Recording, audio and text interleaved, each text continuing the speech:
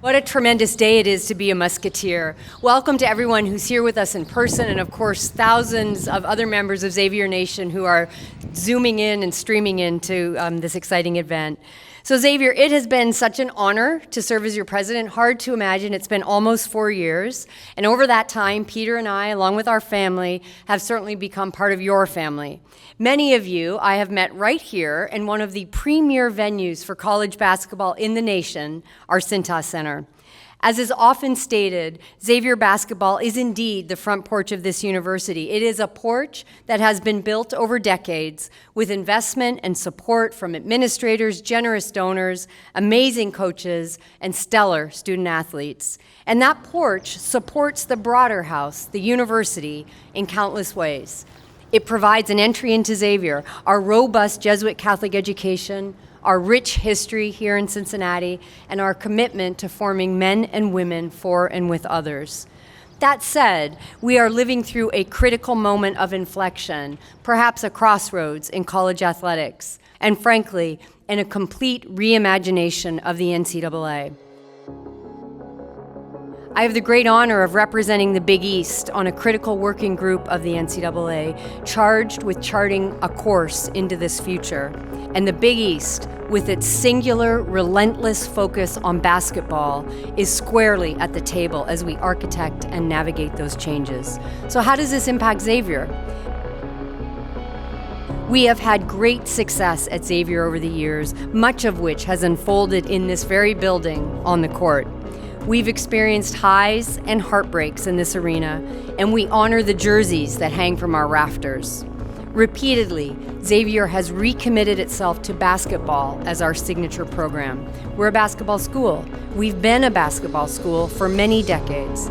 Like so many of you, I have high expectation for our coaches, our student athletes, and our programs, both on and off the court. On the court, we expect our teams to wear the Xavier jersey with pride and to compete to the best of their ability with good sportsmanship and a recognition of what our mission calls them to be.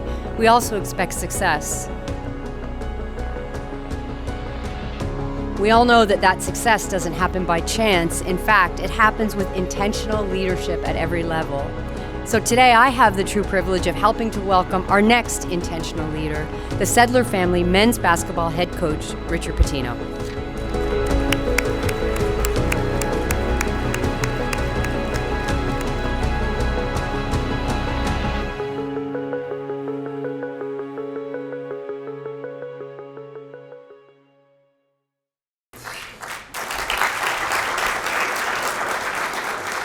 I want to echo what Dr. Hanich said in welcoming the Pitino family to Xavier. Jill, Ava, Zoe, Jack, we're thrilled to have you part of the Xavier family. So, President Hanich mentioned that this process went really quickly, which is it's expected given the environment and the timelines that we work with. So that means being prepared. It also means having a great team around you. I want to say thank you to my colleagues in athletics who are around the room here, whether it was helping with the search process itself, the long hours and extra time that have come with this transition, setting up this space on the fly and everything that goes with today, or help with the Pitino family and getting them settled and the new staff members that have come along as well. It's been a whirlwind. It's been a lot over the last couple of weeks. But I need everyone to understand, just please understand how grateful I am to be able to work with each one of you. In introducing Richard, the turnaround at New Mexico has been impressive and really cemented Richard's credibility as a leader. While his head coaching philosophies and foundation were built really on the fly or on the job at FIU in Minnesota, things really came together for the last 4 years at New Mexico. Richard and his staff put together a program that won conference championships, went to multiple NCAA tournaments, and won games in the tournament. In talking with Richard, it's very clear he's hungry and incredibly competitive. Some of what fuels that drive is how he's been humbled. That was an important factor to me. How you handle adversity is really telling. And we all face challenges. Handled the right way, adversity makes you better. And that is what's happened with Richard. Richard has now been a Division I head coach at 4 schools, totaling 13 years. He's already notched 247 career wins. So this winning head coach is taking over a program that expects winning. Xavier basketball has a passionate, loyal, generous fan base. Xavier basketball has a track record of winning with 26 conference championships, 28 NCAA tournament appearances over the last 4 decades. And I'm very confident Xavier basketball will absolutely keep marching forward to new heights with Coach Pitino. I'm going to wrap up by going back to where I started. I made a reference to welcoming the Patinos to the Xavier family. Every person in this room has a family and a group of close friends. So with that, you know from time to time, families grow, circles expand. That's what's happening today. Our Xavier family is growing. We're adding the Pitino family and a new group of colleagues. So Richard, welcome to Xavier. Let's get to work. Everyone, please join me in welcoming the Sedler family men's basketball head coach, Richard Pitino.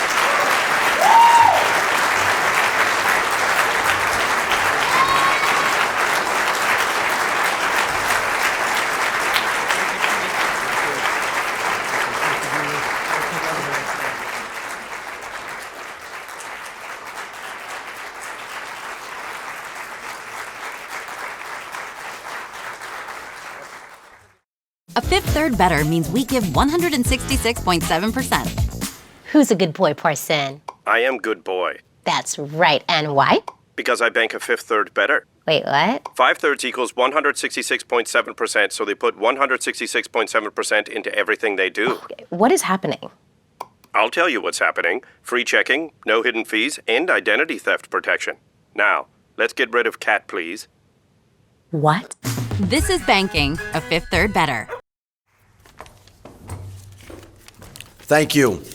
Unbelievable turnout. Really appreciate it.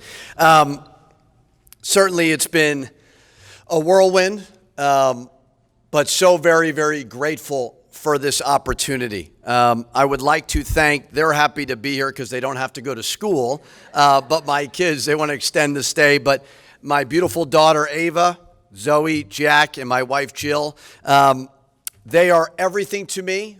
You guys will get to know them extremely well. They are a part of this program.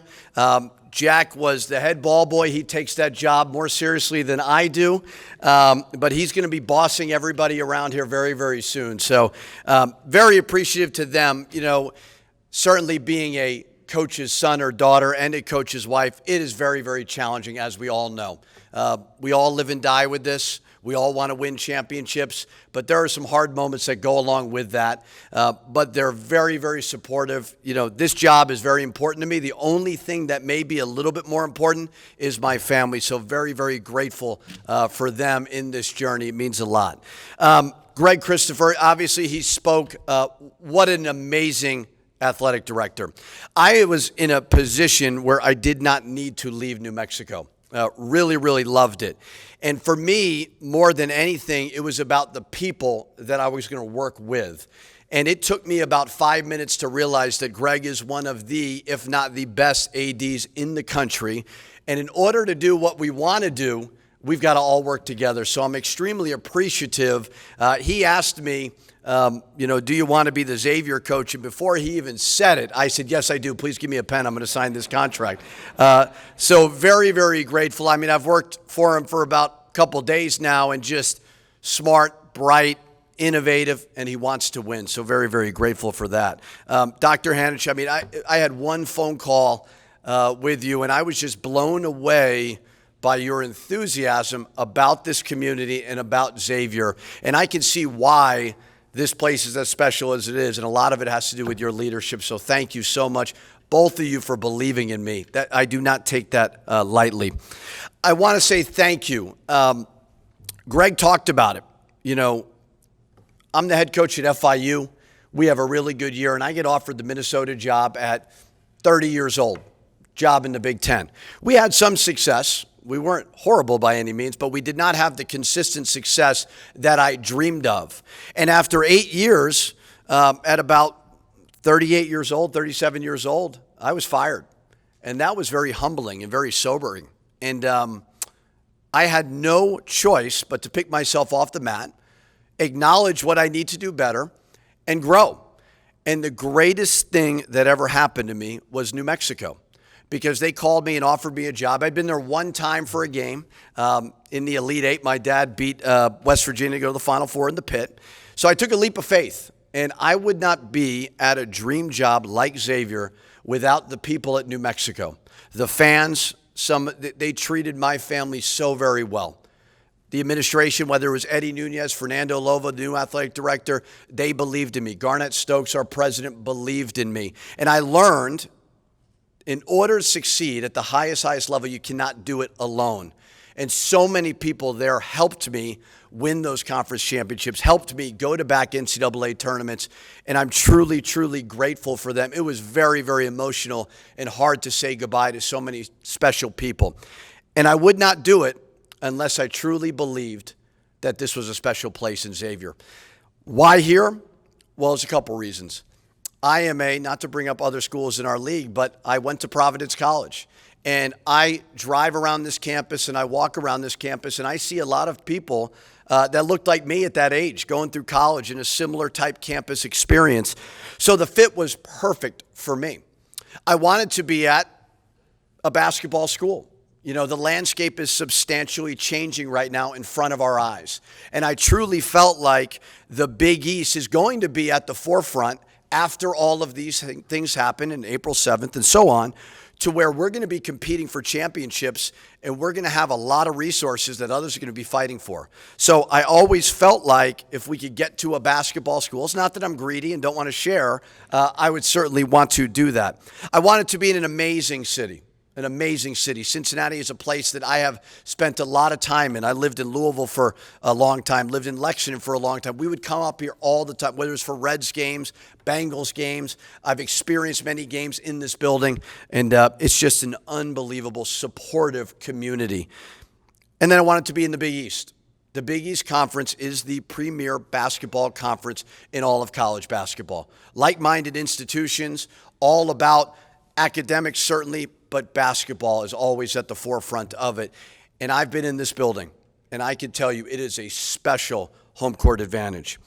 Xavier fans, certainly we have a small community of about 6,000 students, but I know about that student section of over 1,000 students. I've seen students camp out. I've been a part of it, unfortunately on the opposing side of it, but wow, is it special.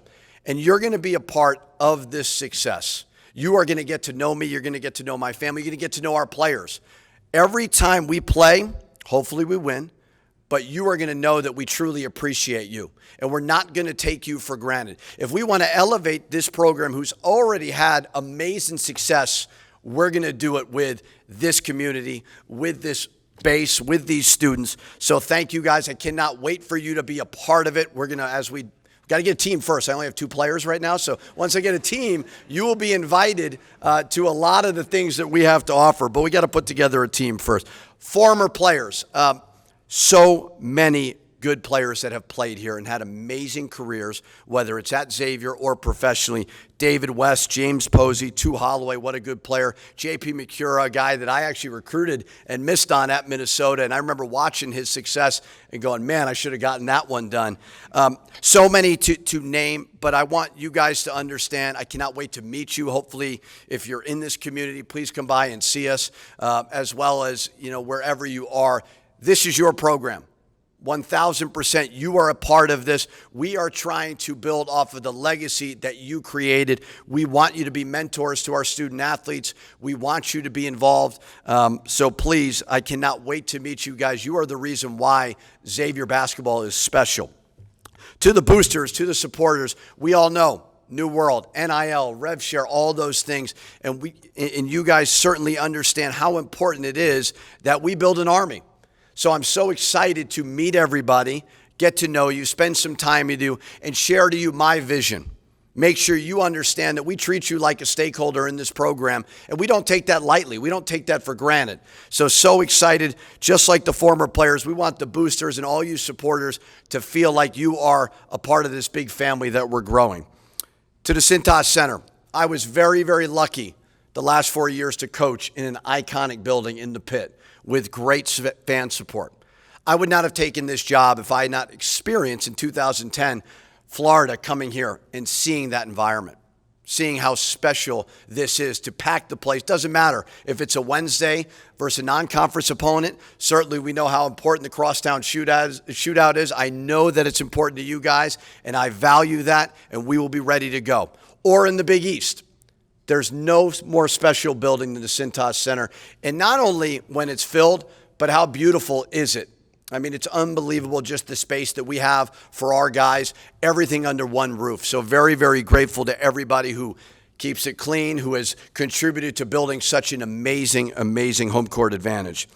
People ask me all the time, and it took me a while to figure it out, what's the formula to success? And I think early on, everybody keeps asking me, well, how have you grown? How have you learned? You can't do it alone. The formula to success is you've got to get everybody on that bus going in the right direction. And the first thing you've got to do, and certainly you guys will all meet them, and we'll announce very, very soon, but you got to hire a right staff. And what does that mean, hiring the right staff? Well, it means that they're in alignment with the university, they're in alignment with the basketball program, the athletic department, to understand what we're all trying to do together. So I've worked very, very hard, and you'll meet them, to put together what I believe is one of the best staffs in the country. A lot of them came with me from New Mexico. And without getting into specifics, why was that important? Because they helped me get my dream job. And I'm going to make sure that they're a part of this, because they were very much a part of us building back-to-back Mountain West champions, back-to-back NCAA tournament teams, and so many good players to go along the way. So very excited to introduce you to them. The next thing you have to do after you hire the right staff is recruit the right players. Not necessarily the best, but the right players for what it is that I'm trying to build and we're trying to build, and a reflection of all of you guys, so that you're proud when you walk into the Cintas Center about this team competing for Big East championships. When you get the right players that are about the right things, you got to develop them. I know we're living in a world of it feels like 1 year and done. We're going to build a culture. We're going to retain these guys. They're going to want to be a part of it. Certainly NIL component is important, but they're going to understand the value of the totality of this whole experience. And they will play hard for you if you pour your heart and soul into them. It's not about a drill. It's not about something I learned under my father or Billy Donovan, two huge mentors in my life. That's not what it's about. It's about spending time with them, sweating with them, putting in the work with them, getting them to understand that we are invested in your success. So just as important as hiring the right staff, recruiting the right players, you got to develop them. Because yes, we're evolving and it's changed. They're still in the formative years of their life. And we're going to pour our heart and soul into them to make them the best people, but the best players they can be to help us win Big East championships. People ask me often about style of play. It's evolved. This will be year 14 for me. And the biggest thing that I've done is adapt a fast-paced style of play. We were, over the last 4 years, top 20 in the country every single year in tempo. What does that mean? That means that if you score, don't look over at me. Run. If they miss, don't look at me. Run. So you're going to have to be in the best shape of your life to play this style of play, but I tell you what, it's a lot of fun to watch. And you guys are going to see them for 40 minutes pour their heart and soul. And the only time when they ask to be subbed out, it better be because they're tired. And hopefully they don't get too tired too often. So defensively, we've been, I believe, top 20 in the country the last 2 years, Ken Pom defensive efficiency rating. Well, what are my defensive beliefs? Disruption. Make them uncomfortable. Right? Like me right now, I'm not very comfortable. I seem comfortable. I'm not real comfortable right now. That's what I want a player who's dribbling the basketball or trying to run a set. When they play Xavier, they know that we're coming right after the ball at all times. We were tops in steals. We were tops in blocks every single year. So we're trying to play a frenetic play, a pace of play that makes you feel us every single time you dribble the basketball or you pass it. What's the vision of the program? Certainly, we want to compete for NCAA tournament bids every single year, but my singular focus will be this: Big East champions. Because if we do that, we know we're going to get great seeds because we know we're in one of the best basketball conferences in all of college basketball. If we're competing for Big East titles, then I know that we're going to put ourselves in a great spot moving into Selection Sunday and into March. And that's where you go on your runs. I've been very, very lucky to step on a ladder back-to-back years and cut down nets. That is addicting, and I want to do it again. And I want to do it in the Cintas Center. So I'm very, very appreciative of this opportunity. I don't take it lightly. I got a lot of work to do, that's for sure. And my staff does it well, and we're gonna work our butts off to put together, as soon as we possibly can, a program that competes at the highest level, represents all of you guys in one of the best fan bases in all of college basketball the right way so that you're proud of us. But we want to win championships. And we really believe that we have all the pieces in place to do that. So thank you so very much. You guys are going to be a part of this, and it's going to be a lot of fun. Thank you guys so much.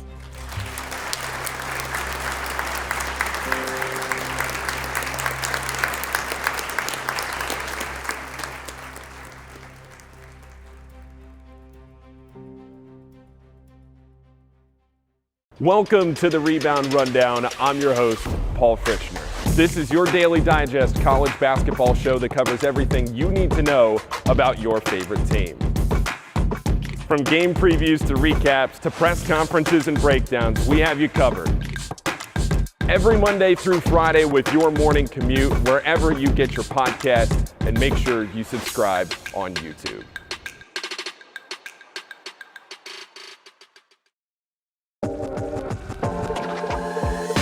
Roddie committed to Xavier last year under Sean Miller, played at Boise State, took the year, bettered yourself, got in the gym. Roddie, it's great to see you on here. It's great to have you back at Xavier, and I want to welcome you onto the Rebound Rundown.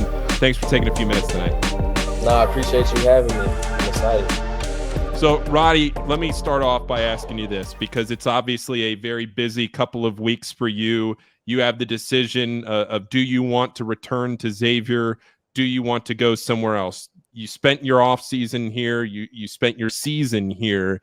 And now you have to decide, do I want to play for a new coach? Do I want to stay in this system? And it's a coach that you're familiar with, and we'll talk about that more later in the show. But talk us through what these last couple of weeks have been like for you, Roddie, and why you're so excited to be back here at Xavier for next season. Yeah, I just think that my whole plan just changed overnight. I had no idea about Coach Miller leaving, or I didn't even know that was a plan at all. But everything works out. God has a plan for everybody. It might not seem right to you at the moment, but His plan is bigger than you. So I'm excited to be here. I love the talks I've had with Pitino. I love how they said not only that they want me, but I love how they emphasize that they think they need me. And I'm excited to get here, excited to work. Even though Coach Miller left, I would still redshirt here over again because I just think it turned me into a whole new basketball player. And I'm just ready to get to work now.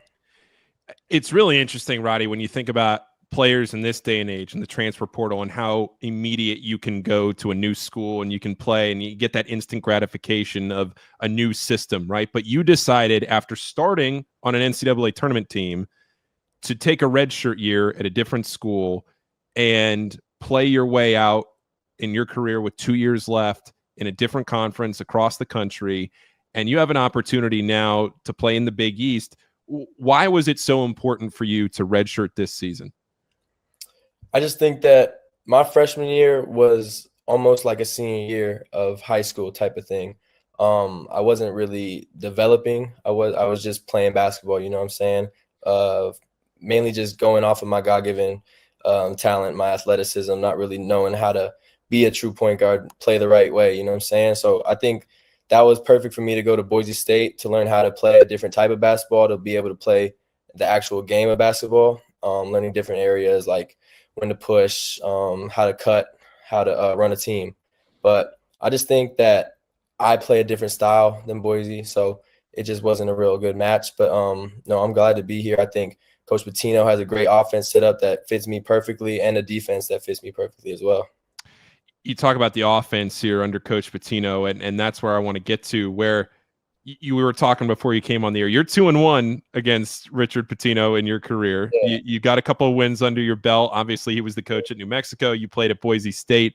What did you know about Coach Pitino while you were at Boise State, and what are some of the things you picked up there while you were wearing a different jersey? I am 2-1, but he did get me when it mattered in the Mountain West tournament. So he does got that on me. But I just think the biggest thing I saw as a coach from him is that he just lets his guards go.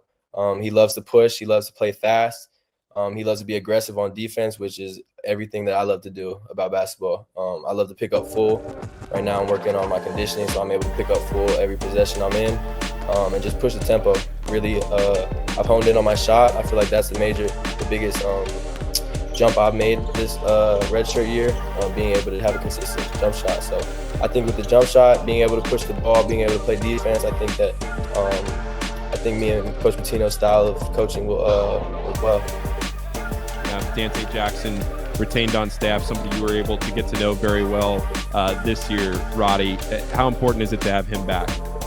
I think it was huge. Just being able to have somebody here who's known the work I put in the whole year, to know the improvements I made this year was huge. We have a great relationship. I love that he's defensive mindset first, because I am too. So I just think Coach Jack is a great coach, and he's gonna do what he always does, get us right. You were there the day that Coach Pitino came to see Cintas for the first time. He was there, with his family, came on a tour, and he came into the gym. You were about to start working out, and he came into the gym, and you guys had a quick conversation.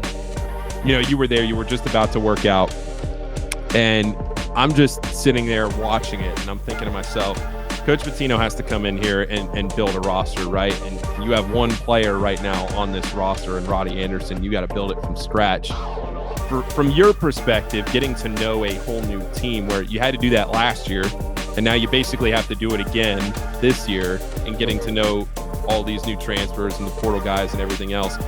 Does it come quickly? Is it easy because it's just basketball and you guys get to know each other pretty quickly over the summer? Do you feel like sometimes it takes a little bit to mesh? I don't think it takes too long. It'll take a week, I think. Just once we start playing, once we start hanging out around each other, it doesn't take too much. We all gonna bond over something. No, I think there's always an adjustment period. I've been through three new schools and basically a fourth, because I don't know anybody else coming back. But I knew that Coach Miller and AC were talking to me about being more of a vocal leader this upcoming year, and that's something that's going to still be the same. I want to lead this team. I want to show that I could be vocal and help our team in any way I can. So it'll definitely be an adjustment period, but it won't take too long. We'll be all right. What's something that you hope that Xavier fans, and I asked you this a little bit before, but what's something that you hope, through the offseason, Xavier fans know about what you're doing? What's your plan for the offseason here as you go into, the summer months and everything else? Because at the end of the documentary and the cutscene, I thought it was really, an important moment of the show where at the very end, right after, I think it was after the Illinois game, you sat there at your locker and you said, look, I'm not going anywhere. I'm staying here. I'm staying in Cincinnati. I'm going to be here for the spring, the summer, the fall, and I'm going to just keep getting better. That's the plan. That's for you to be here and to be around and just keep improving. Oh yeah, I've already made my spring schedule already for the with the coaches, lifting 4 days a week, working out twice a day on the court, getting recovery, doing stretches. So I'm here all the way until probably maybe a week. I'll go home for a week in July, and that's about it. But I'm gonna stay here. I want to be able to work out every day. I want to be able to lift every chance I can. So I'm going to be just working. That's all I'm here. I'm not going anywhere. I'm not going on any trips, we just going to work. We got to go. And something that Coach Pitino said that I loved was he wants to win the Big East right away. He doesn't want an adjustment period, an adjustment year. Like, we're coming to compete, and we're coming to win games. So I'm here to work, and nothing's going to change about that.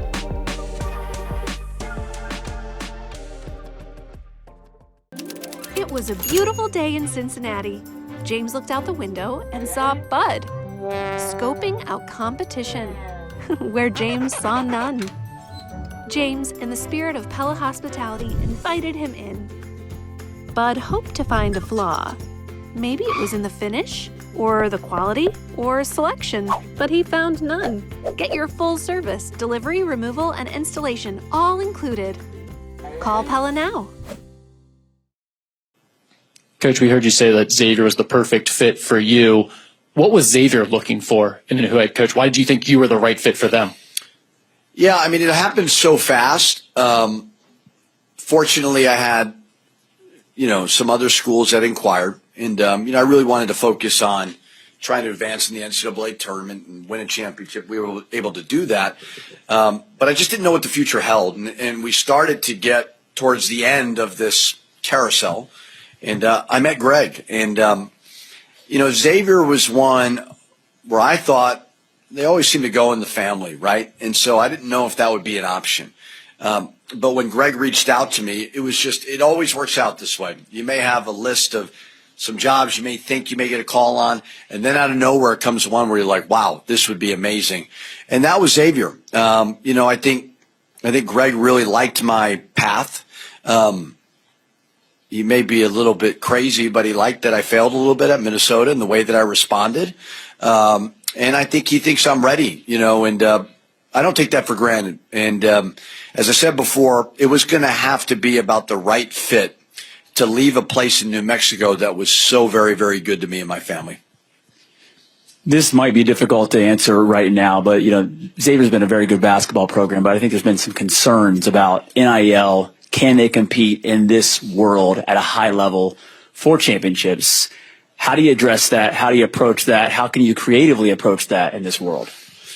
Well, we're at a position of strength. And when I was evaluating this move, I love football, love it. And I don't want it to be all about just one program, but certainly when that House settlement passes, which I assume it will, it's going to change a lot for everybody. And I truly believe that the Big East is going to be in a huge position of strength moving forward. So that's big in itself. The next thing I have to do is first I got to recruit some players, but then I got to get out in the community and meet our stakeholders, explain to them my vision. You can't just say we need money. Like, you got to tell them why you want to invest in Xavier basketball. So it's no different than anything else. I mean, we've got so much great support. Show them the return on their investment.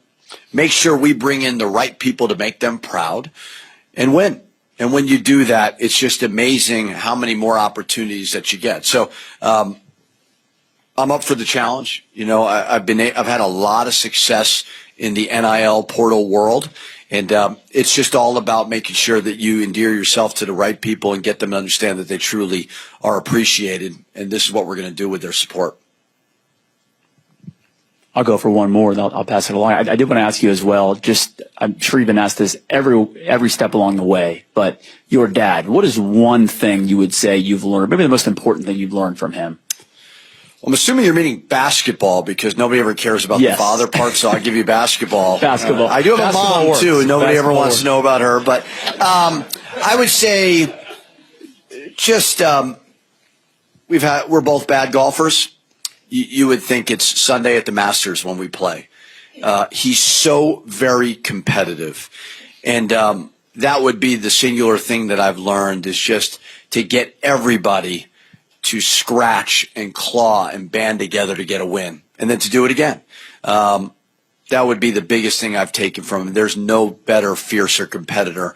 And I can't wait for him to see all this, but I know it's going to be very, very hard to beat him.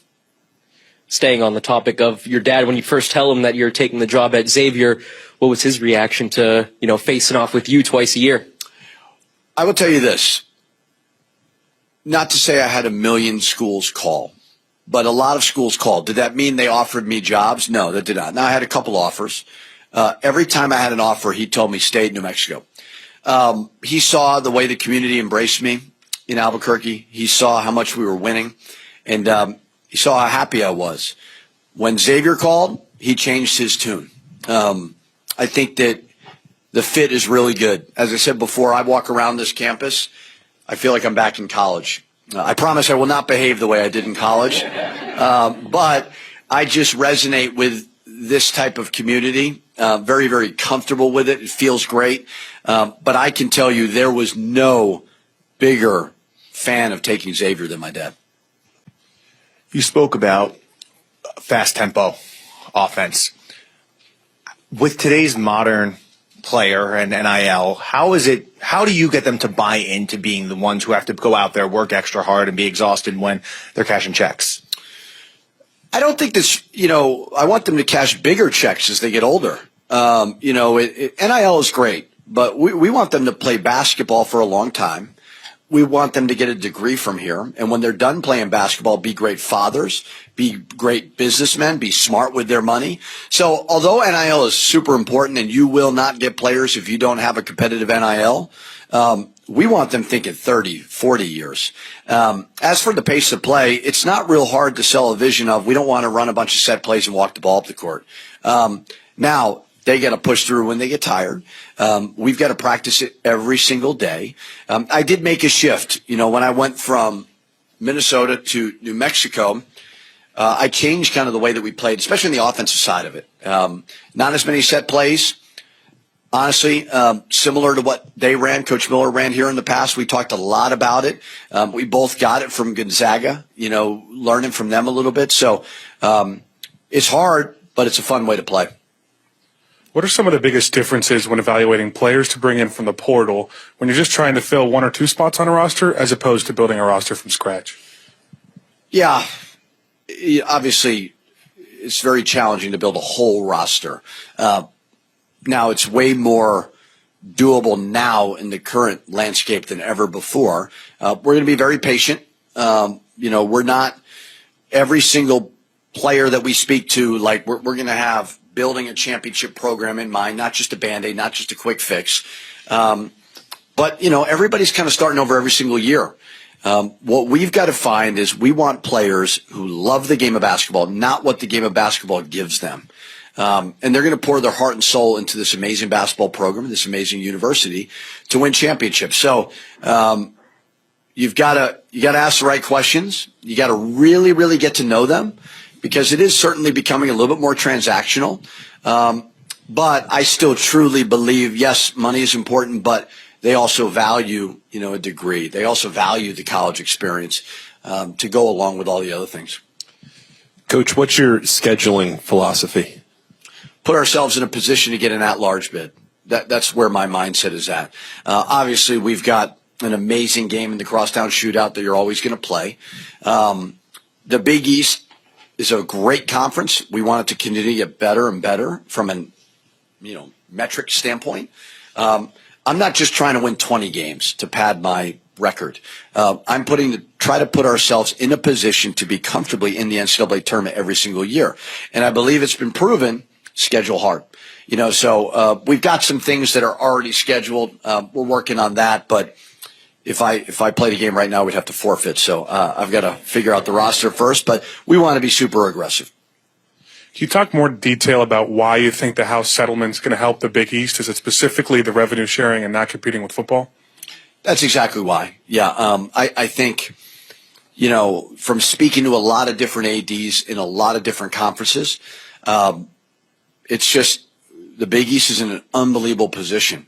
Maybe not right now, but this thing could substantially change and swing in our favor in a week. And it's just simple mathematics. I mean, it's okay. The cap is 20.5, and this is what you got. Greg has assured me we're going to have 20.5 to spend on the roster this year. Very appreciative of him. But it's just a matter of, obviously, football it's such a monster, and we understand that. And a lot of the funding is going to go to, that sport. Staying on the topic of changes, super conferences are in play now. There have been rumors, conversations about a Big East ACC merger as well. Now that you're coming into the Big East, what are your thoughts on that?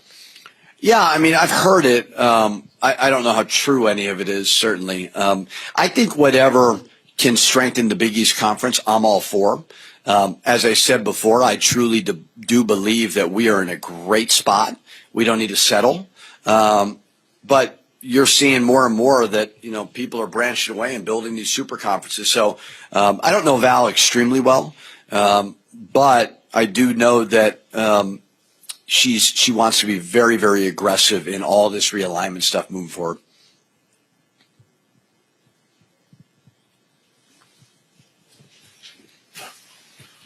Coach, you referenced the Crosstown Shootout. What do you make of that rivalry? Yeah, I mean, as good as it gets. I understand the responsibility. I understand how important it is to our fans.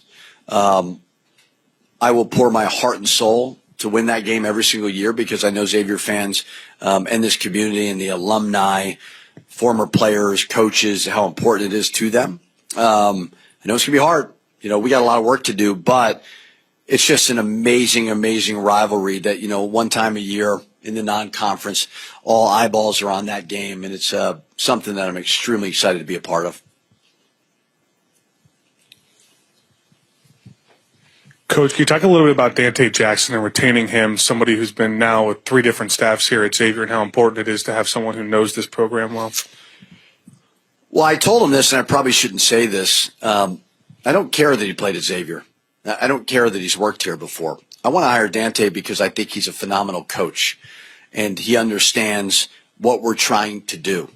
Now, the other things that he has done in the past, that is so very important. I understand that. But I would not have hired him if I didn't think that he was a terrific coach. Playing at Xavier, knowing this place, certainly is an added benefit, but that's not why I hired him.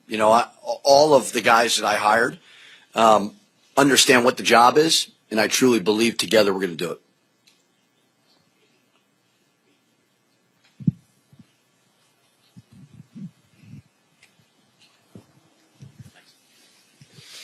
Yeah, Coach, as you mentioned in your intro, obviously you're no stranger to playing in front of really, really incredible crowds and incredible home court, advantages. What kind of difference have you seen in your time over, a couple different schools, and what that home court advantage does for your team? And then how does your style of play kind of feed off that? And also, how do you kind of help produce a lot of the energy that can be brought to those crowds?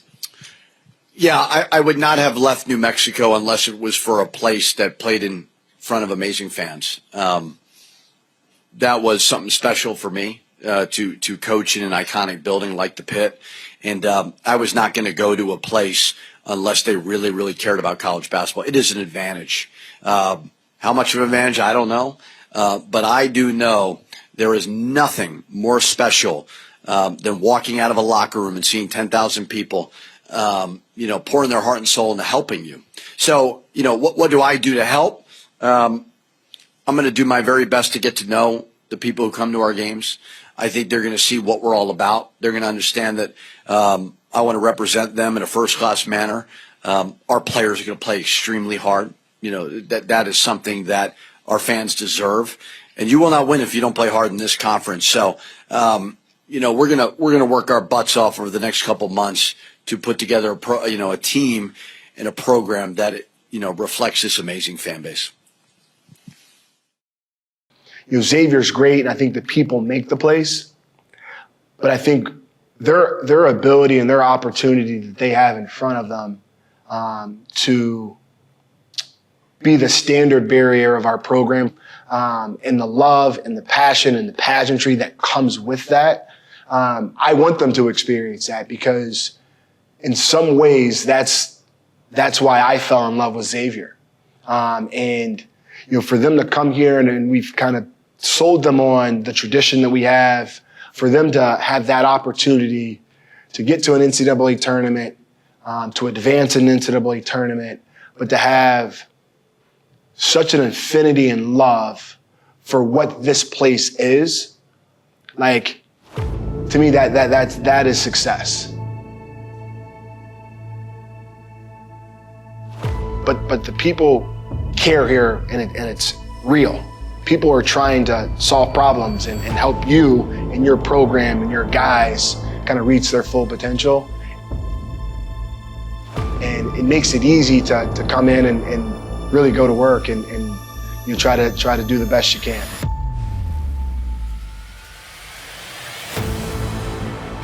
It's been a whirlwind. It's been a lot over the last couple of weeks, but I need everyone to understand, just please understand how grateful I am to be able to work with each one of you. So with that, you know from time to time, families grow, circles expand. Our Xavier family is growing. Everyone, please join me in welcoming the Sedler family men's basketball head coach, Richard Pitino. Let's get to work.